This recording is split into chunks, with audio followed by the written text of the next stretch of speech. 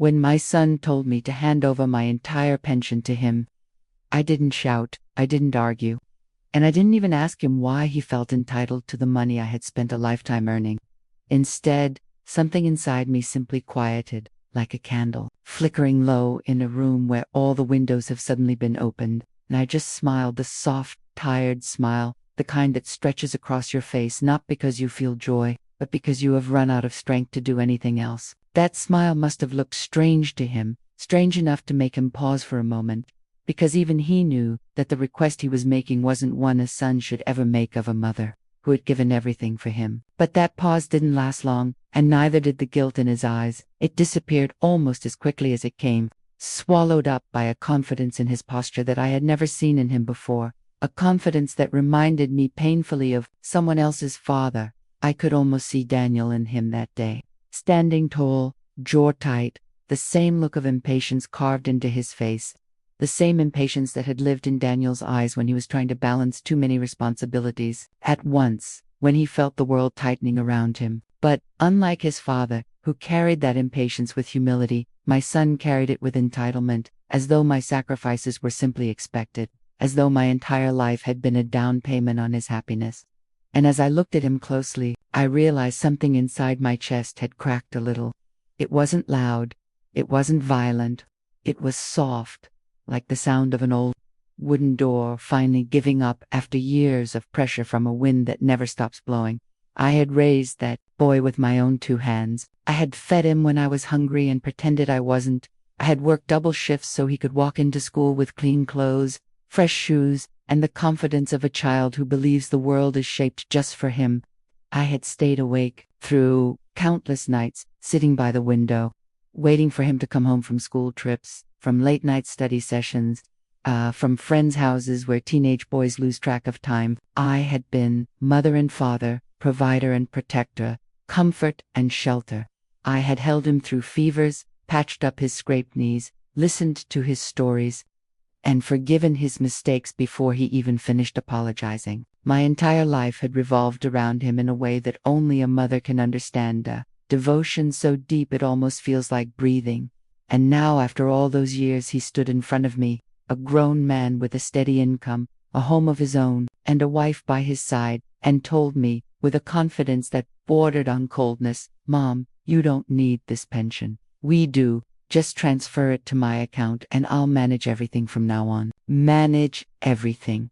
Those 2 words echoed inside me, slowly and heavily, like waves rolling in during a storm, each one washing away small pieces of dignity I didn't even realize I had been clinging to. It wasn't just the request itself, it was the assurance in his voice, the certainty that he knew better, the underlying tone that suggested I was becoming a burden, someone who needed to be handled. He wasn't asking, not really. This wasn't a conversation. It was a decision, dressed as a suggestion, and he expected me to simply accept it. My eyes drifted toward my door. She stood beside him with her arms crossed tightly against her chest, her gaze fixed on the floor as though she were terrified I might look directly at her and see the truth she was holding behind her silence. She didn't say anything.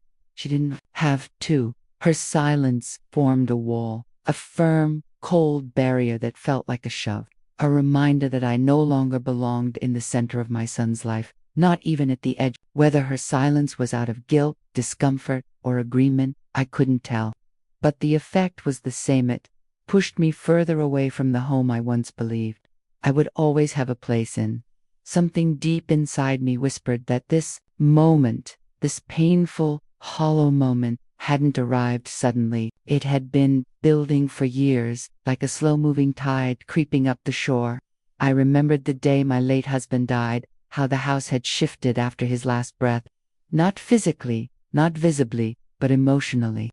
The warmth that once filled every corner had cooled, replaced by a quiet tension I tried so hard to ignore. Maybe I ignored it because I was grieving. Maybe I ignored it because I didn't want to admit my son was becoming someone I didn't recognize. Maybe I ignored it because mothers always hope that time, love, and patience can fix even the deepest cracks. But that whisper inside me told the truth. I had seen this moment coming long before it arrived. Still, I didn't cry. I didn't break.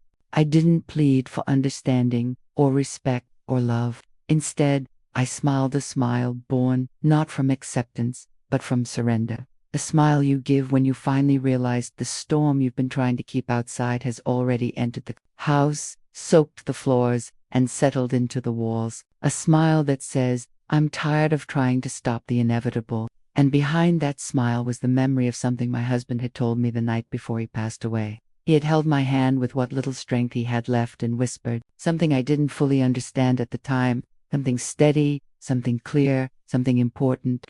My son didn't know about it. My daughter-in-law didn't know about it. The world didn't know about it. It was a secret only my husband and I shared, a secret that had been quietly waiting, tucked away in the deepest corner of my life. My son believed he had taken everything from me, my pension, my savings, my comfort, my sense of belonging, my role as a mother in his home. He thought he had claimed every piece of me that mattered. But he was wrong, because what my husband left me with, he whispered about that final night, was far bigger than money, far bigger than a pension, far bigger than any property or possession. My son believed he had a right to manage. And the truth, the powerful truth, the unexpected truth, was that this story, my story, did not begin on the day I handed over my pension. It began on the day my son believed he had taken everything from me, because in trying to take everything, he awakened something he never imagined. He unknowingly set in motion a chain of events that would not only change his life but reveal something unbelievable about the man I once loved and the protection he left me long before he took his last breath. Before everything fell apart, before the words of my own son cut through me like a cold winter wind, before the walls of my life quietly began shifting into new shapes I didn't recognize, my world was simple, not easy.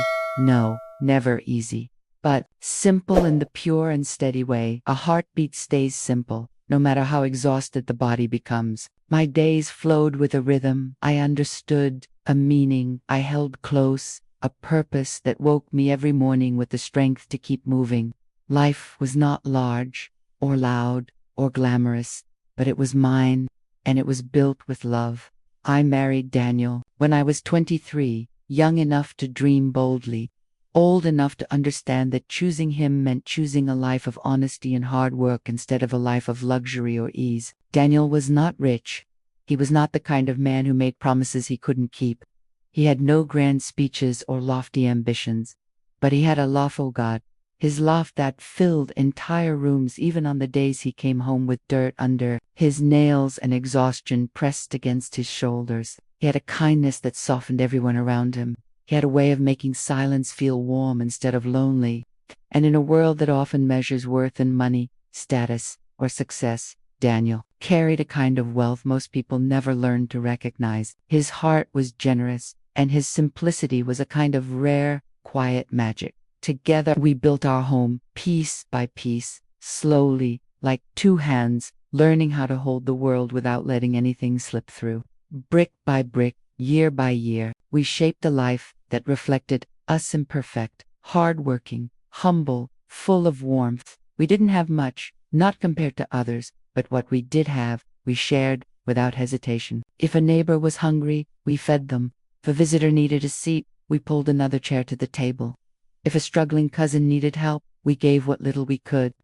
Our home was small, but its doors were open, and the love inside stretched wider than any walls could contain. And then came Michael, our son, our miracle, our unexpected burst of sunshine.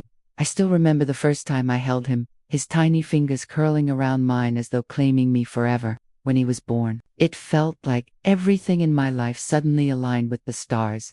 He was the kind of child who made the world feel brighter simply by being in it. He would tug on my clothes just to show me the tiny flower he had picked, as though he had found treasure. He followed Daniel everywhere, into the garage, into the backyard, into every small adventure a father and son can share.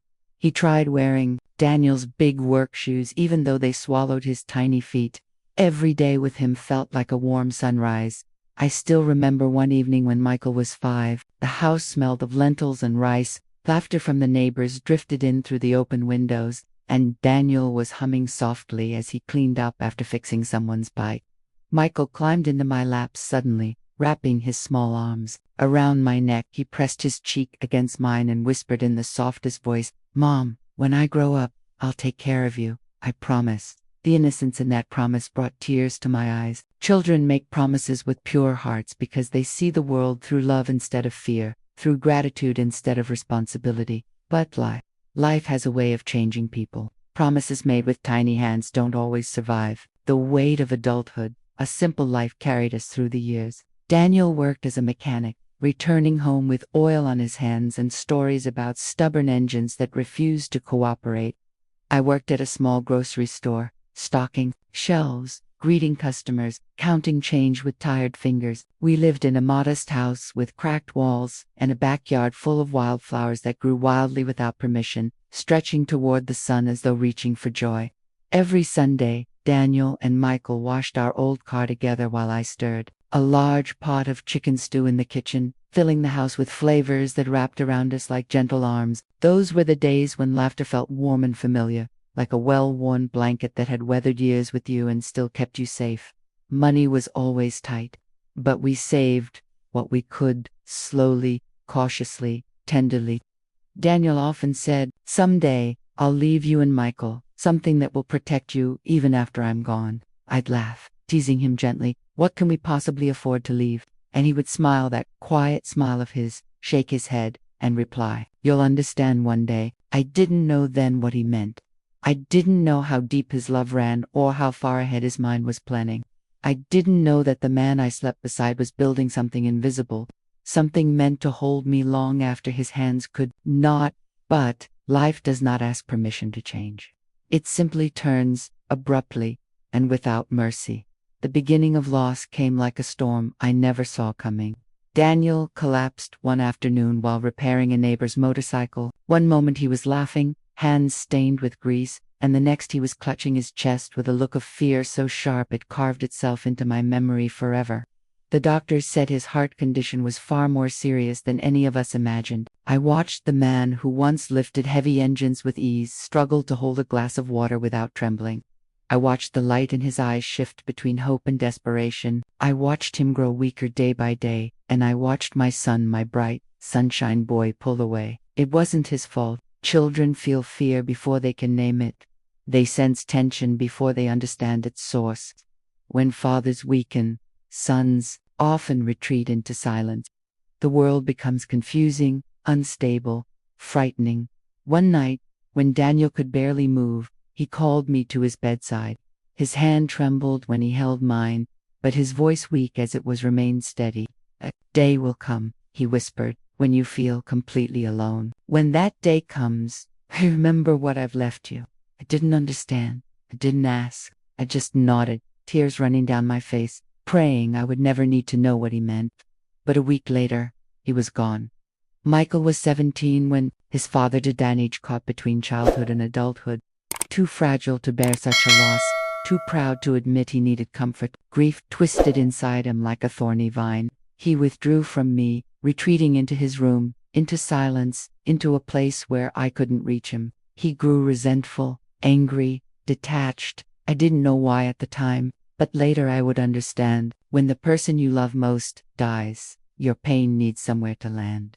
And for Michael, that place was me. Still, I held on to him with everything inside me. I endured the slammed doors, the angry words, the bitter stares. I reminded myself again and again that grief speaks in ways love never would.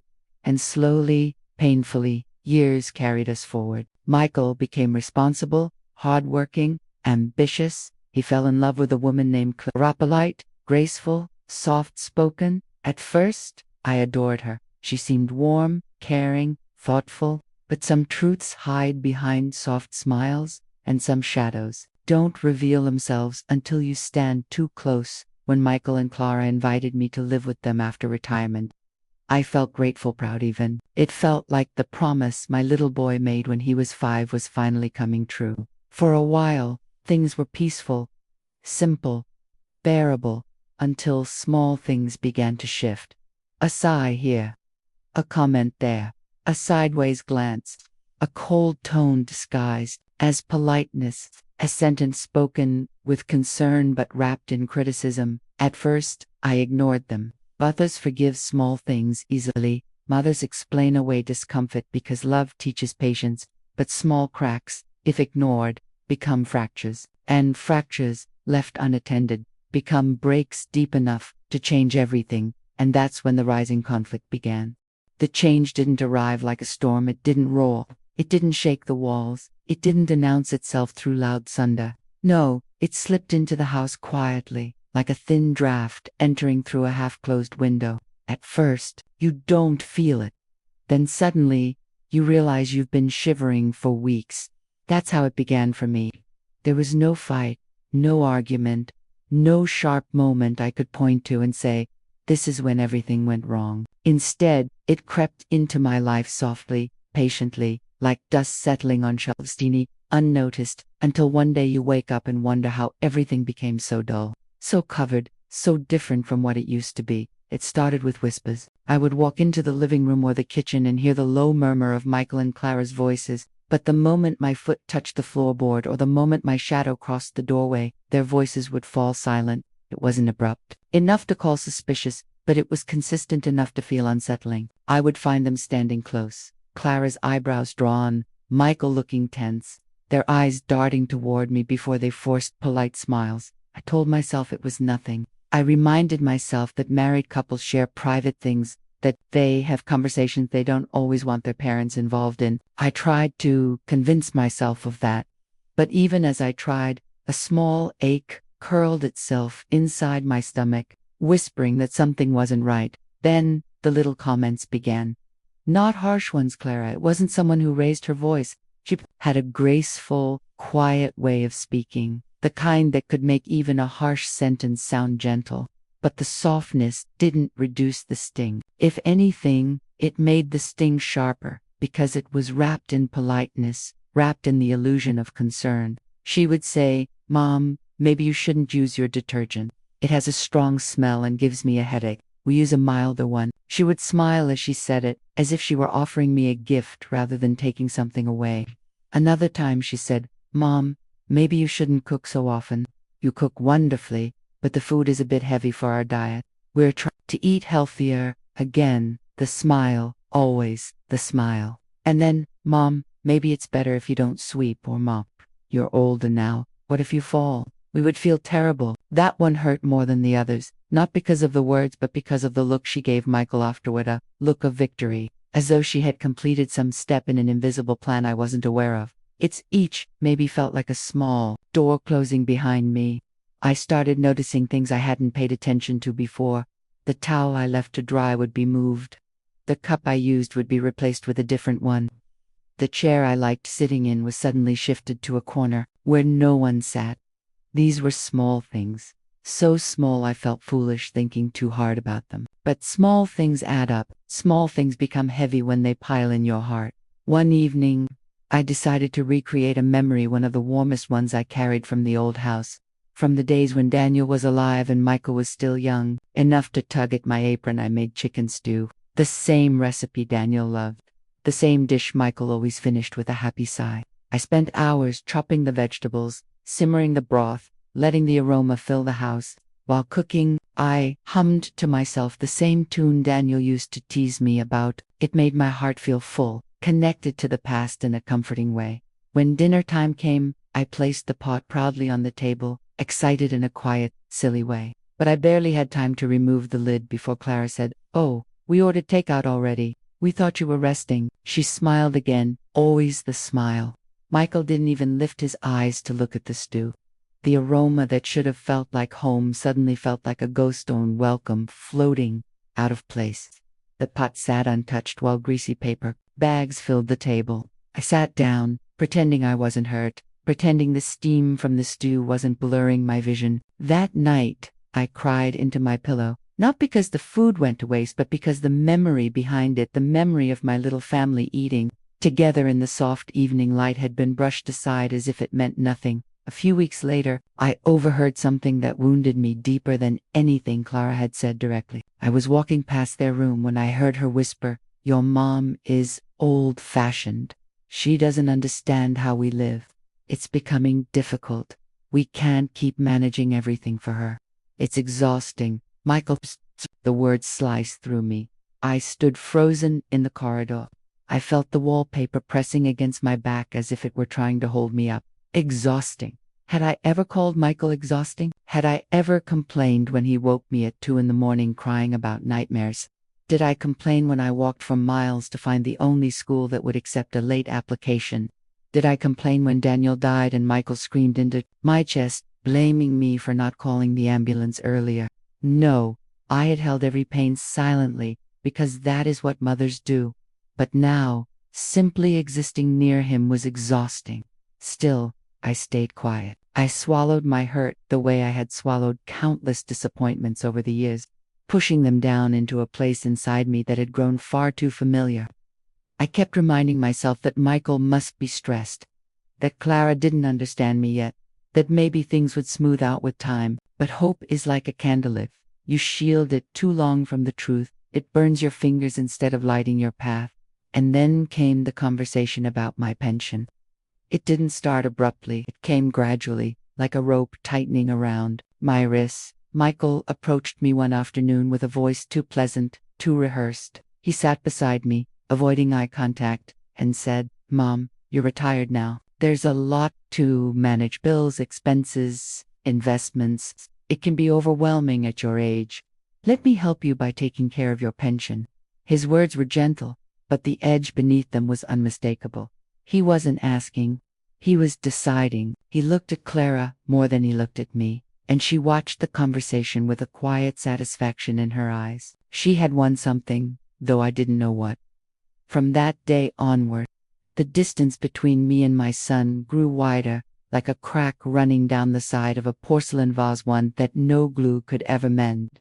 I tiptoed through the house. I kept my voice small. I apologized even when I didn't know what I had done wrong. I tried to make myself useful but not too useful, present but not too present. I shrank inside my own life, becoming a shadow in a home that wasn't mine anymore. And then, one day, the push that had been subtle for so long finally became something unmistakable, loud, sharp, undeniable. A push that would change everything and lead to the moment where my son asked me for my pension. The moment where the quiet cracks exploded into full fractures. That moment was coming, and deep down, I felt it like a storm building in the distance, preparing to break open the sky.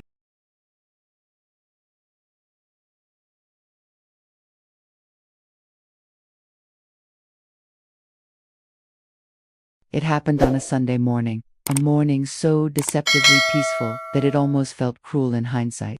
It's the kind of morning where sunlight slips through thin curtains in soft golden stripes, where the air is calm, where the world outside seems gentle. It was the same kind of morning Daniel once loved, the same day of the week he used to spend washing the old car with Michael, both of them laughing as water splashed everywhere. I remember standing in the doorway back then, watching them with a heart so full I thought it might burst. But that Sunday was nothing like those past moments. Instead of laughter, it carried a heaviness, a strange silence that pressed against the walls like an unspoken warning. I had barely finished folding the blanket on my bed when I heard the knock. Firm, sharp, not a casual knock, not a gentle one. A knock that told me the person on the other side had practiced what they were about to say. Mothers always know. There's a tightening inside the chest, a quiet whisper in the bones, a sense that something painful is waiting on the other side of that door. When I opened it, Michael stood there, my son, the same boy whose little hands once clung to my fingers, whose cries once woke me at midnight, whose laughter once filled my entire world. But now, he wasn't standing like a son. He was standing like a man about to deliver news he didn't want to soften. We need to talk." His voice was steady, almost too steady, like someone reciting lines from a script. His eyes didn't carry warmth. They carried duty. Or maybe irritation. I couldn't tell anymore. I followed him to the living room, even though my feet felt strangely heavy, as if they already knew what my mind had not yet accepted. Clara was already on the couch, sitting with her legs crossed, her posture straight, her chin tilted in that polite, distant way she carried when she wanted to appear composed. She didn't smile. She didn't frown. She simply looked at me as if preparing to endure something rather than include me in anything. Bafta stood near the window, cleared his throat, and began with a sigh that felt rehearsed. "Mom, the household expenses are increasing," he said. Clara and I are trying to plan a future. We're thinking about buying a better house, and it's becoming hard to manage everything." I stared at him, my hands clasped together so tightly I could feel the trembling in my fingers. He had every right to build his future, to dream bigger, to strive for comfort. But the way he spoke made it feel like my existence was no longer a part of that future. I could feel the next words forming in his mind before he even said them. "So," he continued, "it would help if you handed over your pension. I'll manage it for you. It makes more sense that way." His tone was calm, almost clinical, as if he were talking about sorting files or adjusting a budget rather than taking away something I had worked my entire life for. But it wasn't the money that hurt, it was what came next. The sentence that sliced through whatever piece of hope I had been holding on to. "Besides, you don't really need it. You're living with us. We take care of everything." My heart sank. Not because of the words, but because of the certainty behind them. As if I were a burden. As if my contributions, my years of sacrifice, my endless support no longer meant anything. Clara nodded in agreement, her eyes sliding away from mine as though looking at me might make her feel guilty. I looked at my son, my baby, my only child, and all I could think was, when did he stop seeing me as his mother? When did he start seeing me as an obstacle? I swallowed the pain building in my throat and asked softly, "Is this what you both want?" I held on to a tiny thread of hope that he would hesitate, that he would look into my eyes and remember who I was to him, but he didn't pause. "Yes," he said, without a flicker of doubt, and Clara, with her calm voice, added, "It's for everyone's benefit, except mine." I thought, I didn't say it aloud. Mothers learn to hide their wounds. We grow used to swallowing things that would break others, and then something strange happened. I smiled, not because I agreed, not because I felt calm, but because in that moment, as painful as it was, I finally understood Daniel's last words, those cryptic, trembling words he whispered on his last night. "One day, you'll feel completely alone. When that day comes, remember what I've left you." I had never fully understood what he meant until that exact second. The feeling of being alone in a room with the two people I had trusted the most in the world, my son and the woman he chose, made Daniel's message bloom inside my mind like a lantern in the dark. So I nodded. I picked up my phone with steady hands and I transferred the pension to Michael's account. He didn't hug me. He didn't say thank you. He didn't soften. He simply exhaled, a small breath of satisfaction, like a man who had completed a task he had long been waiting to finish. My heart cracked in a way that didn't make noise, the kind of break that feels like a quiet collapsing inside the soul. And then, as if the cruelty had been holding its breath, Clara spoke. "Also, Ma," she began carefully, "maybe you should consider staying with your sister for a while.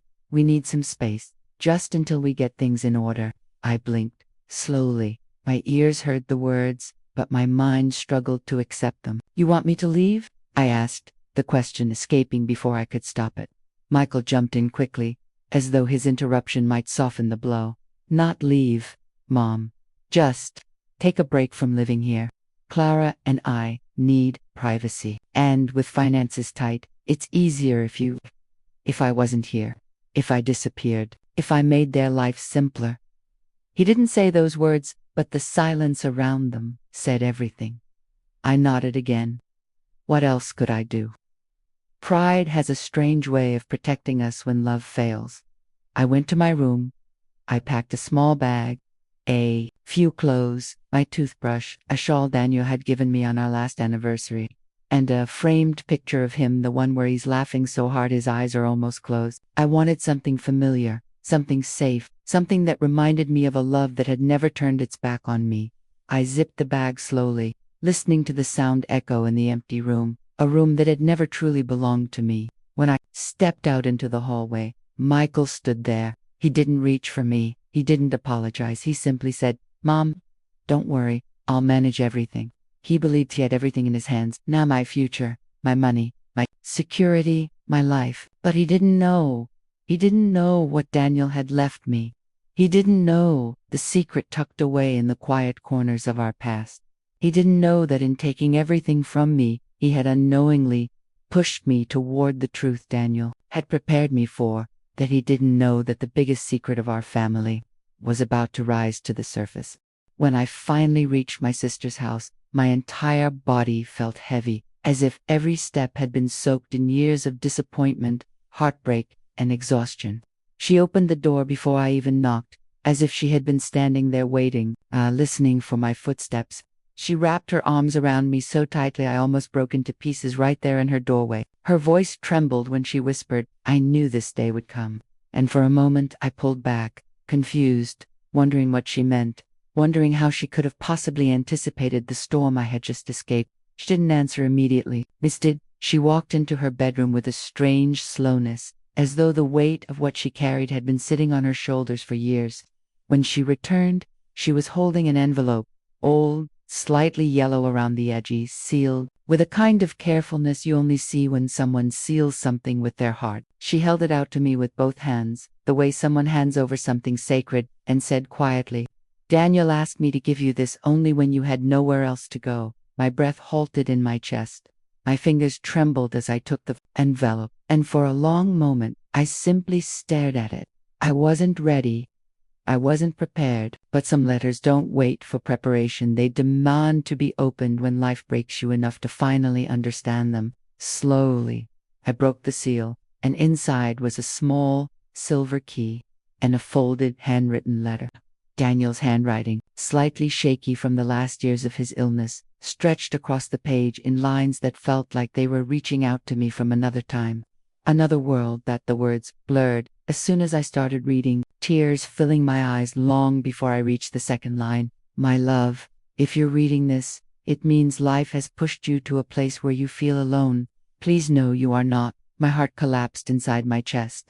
I could almost hear his voice, soft, steady, reassuring, even from beyond the grave. He continued explaining that the key belonged not to a house, not to anything simple or ordinary, but to a small piece of land he had secretly bought in my name years ago. A quiet investment he had worked on behind the scenes, all while I was busy raising our son and believing our life was simple and modest. But it wasn't modest at all. That piece of land had something beneath it, something he had discovered by luck and instinct. Oil. He wrote that it would take time to process paperwork, lawyers, verification, assessments, but once everything was finalized, that land would give me something life had rarely given me without a struggle: security. "You will never have to depend on anyone," he wrote, "not even our son." And then his last line shattered me. "I am giving you the one thing life never gave us, easily security." Signed simply with, "Your loving husband, Daniel." I couldn't breathe. The room spun around me, and I felt my knees weaken as the truth washed over me. Daniel had spent years quietly trying to protect me in a future he knew he might not be here to see. My sister's eyes filled with tears as she nodded and said, "He wanted to make sure you were safe no matter what happened. He told me you always gave and gave, and he wanted to give you something back." For the first time in months, maybe years, I broke down. But these tears weren't from betrayal or loneliness, or the crushing disappointment of what my son had done. These tears came from love, deep, powerful love that reached out from the grave and wrapped around me like Daniel's arms one last time. What happened afterward changed everything. With the land documents and Daniel's letter held tightly in my hands, I visited a lawyer. The months that followed were long, filled with legal paperwork, inspections, assessments, signatures, waiting, hoping, praying that Daniel's final gift was real. And when the confirmation finally arrived, the world stood still. The land was valuable, far more valuable than I ever could have imagined. Enough for me to live comfortably for the rest of my life. Enough for me to buy my own home. Enough to rebuild everything I thought I had lost and more. In that moment I understood. Daniel had left me not wealth, but freedom. And word travels fast in families. When Michael found out, he came rushing back into my life with a kind of sudden devotion that wasn't devotion at all, just panic. He arrived with apologies spilling out of his mouth like a broken faucet. Desperate, shaky, wide-eyed, Clara stood behind him, crying, pretending she understood the pain she helped cause. They begged, pleaded, tried to rewrite history with rushed words and forced remorse. But I stood there quietly, calmly, with a strength I didn't even know I had. Until that moment, I looked at my son, the boy I raised, the boy I sacrificed for, the man who chose convenience over loyalty, and I spoke softly because anger wasn't necessary anymore. Michael, my heart forgives you, but my home belongs to me. Now, he froze. Clara's sobs grew louder, but I didn't shake, didn't crumble, didn't let my emotions pull me backward, because sometimes the most powerful thing a mother can do is step away from the child she raised, away from the hurt they caused, away from the expectation that mothers must endlessly accept what breaks them and allow the world to teach them what respect truly means. I didn't slam a door. I didn't shout. I simply stepped into my new life. A life built on the love of a husband who protected me even after he was gone. A life where I stood on ground Daniel left for me, strong, steady, and entirely my own. And for the first time in a long time, I felt safe, I felt seen, I felt free. In the quiet of my new home, a place small enough to feel safe, but spacious enough for my thoughts to finally breathe. I often sit by the window where the late afternoon sunlight pours in like warm honey, softening every edge of my memories. From this peaceful corner, I look back at the long, winding path that brought me here, a path filled first with betrayal so sharp it felt like the world had carved a piece out of me, then pain that settled deep in my bones, followed by nights so lonely I wasn't sure if morning would ever feel kind again. But somewhere in the middle of those storms, something else began to grow, slowly, quietly, almost invisibly, strength I didn't know I possessed, clarity that came only after the illusions had shattered, and the kind of love that doesn't end with a heartbeat. The kind Daniel left me, not wrapped in wealth, not wrapped in grand gestures, but wrapped in protection, in foresight, in the desire to make sure that even when he could no longer hold my hand, he was still holding my life together. My son may have taken my pension with the same carelessness someone might use to sweep crumbs off a table, thinking it was small, disposable, replaceable. But he didn't take my spirit. He didn't take the woman inside me who had survived far worse things than disappointment. He didn't take my dignity, no matter how hard his choices tried to strip it away. And most of all, he didn't take my future, because Daniel, my steady, quiet, thoughtful Daniel, had sealed it safely years before anyone else realized I would need saving. Sometimes I think about the irony of it all, how the people we pour ourselves into without hesitation, the ones we sacrifice for without a second thought, can sometimes turn around and give us almost nothing back, as if love is a currency that loses value once they stop needing it. And yet, the people we lose, the ones death takes too soon, before we are ever ready to let them go, somehow leave behind gifts we never expected, messages carved into time, protection woven into the fabric of our lives, long after their voices have faded. My heart still aches, not in bitterness, not in anger, but in a soft, lingering sadness, for the little boy Michael once was, the boy who used to slip his small hand into mine and say, "Mama, I'll take care of you when I grow up." I miss that boy, and sometimes when I'm alone, I picture him standing in front of me again, innocent, uncomplicated, full of promises he truly meant at the time. But I've learned something vital, something I wish all mothers knew. A mother's love should not mean a mother's suffering. Loving a child does not mean allowing that child to break you. Devotion is not the same thing as surrender. And caring for someone should never require you to abandon yourself. So now, in this new chapter of my life, I choose softness, not the softness that comes from weakness, but the softness that comes from healing. I live slowly, savoring the quiet moments that once passed unnoticed. I wake with gratitude instead of dread, and I fall asleep with peace instead of fear. My days no longer revolve around waiting for someone else to value me. They revolve around valuing myself. And every night, when the sky grows dark and the world becomes gentle, I look upward through my window toward the stars Daniel used to love, and I whisper into the quiet, "Thank you, Daniel, for loving me even after you were gone."